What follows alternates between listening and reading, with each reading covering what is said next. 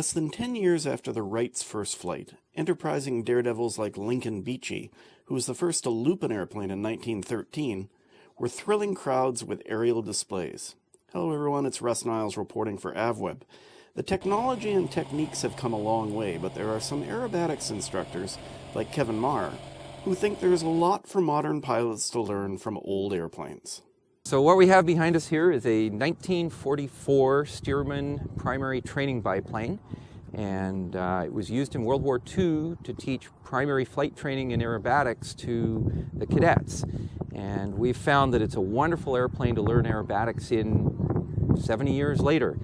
The airplane has a very slow roll rate. It takes 6 seconds to do a roll, which gives you 6 seconds to make lots of mistakes. And it's got a tremendous amount of drag, which means energy management is a real challenge. So it's not the most capable aerobatic airplane, but that's what makes it such a great trainer. If you can learn to manage the control inputs in the rolls, and you can learn to manage the energy, it will pay off big dividends when you advance into more advanced aerobatic airplanes.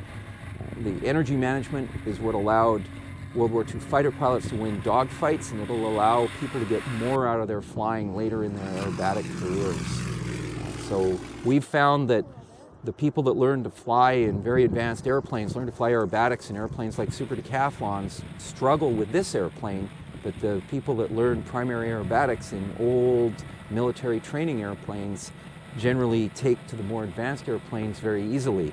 So I think that maybe the military had it right 70 years ago.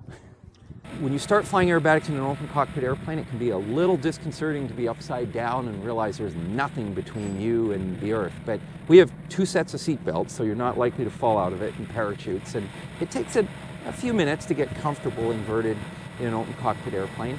The fun thing is the smell. You fly over a hayfield they've just cut, you smell it.